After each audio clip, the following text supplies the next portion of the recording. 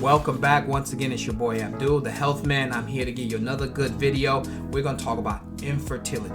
Now, I'm bringing this up because I've noticed a lot more women coming into the store and they're dealing with infertility issues, especially older women. So I want to talk to y'all about things you can do. Now, the number one thing you need to do, and these are tips, is to don't wait. If you're over 35, you need to get this ball moving, okay? The longer you wait, the harder it becomes. High-risk pregnancies start after 35, and there's a reason. Think about it. You're born with a dozen eggs, okay? Let's say you have a dozen eggs when you're born, okay? Think about that. Every decade, once your period starts, every decade from that point on, think about you losing 4 eggs. So about time you are around 35, you're down to maybe 3 eggs left, okay? So from 35 to 45, you're gonna run through those 3 eggs you have. Now also think about this. You go to the store, you get a dozen eggs, you check the eggs. The earlier the eggs, or the closer they are, the further away they are from expiration date, the firmer and fresher the eggs are, the better the yolk is and all them other things like that. Well, it's the same way in your body.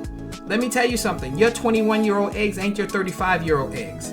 Those 25-year-old eggs ain't 37-year-old eggs. They're older, okay? And like with anything else, the older they become, it just becomes harder to use it, okay? So, you want to not wait.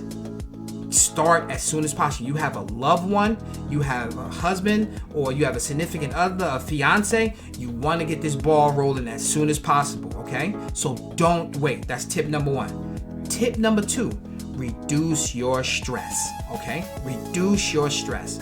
Women hold stress in their womb, okay? Women hold stress in their womb.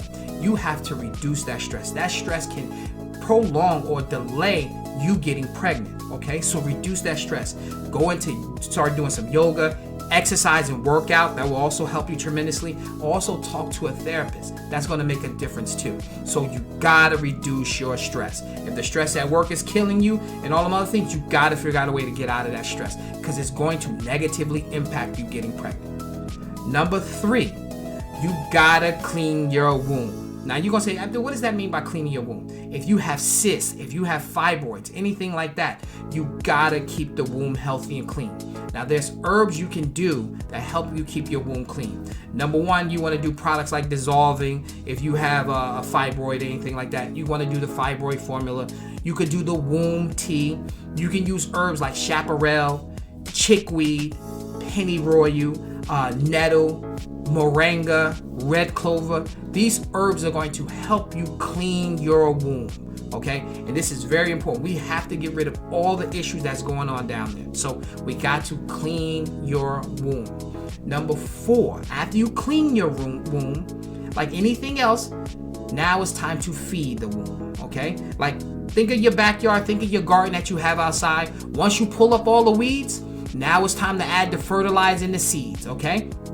The same way with your womb. After we clean all that stuff out, we get the fibroids under control, we reduce those cysts, we get rid of those cysts, we get rid of BV and any yeast and anything else down there that could be causing you issues and delaying your pregnancy. Now we're gonna feed the womb, because right now we need that thing to be fertilized, because we have a limited amount of time and we need to put the best fertilizers on there. So we're gonna do foods like red raspberry and herbs like red raspberry. That's really good. Red raspberry leaf to be exact, okay?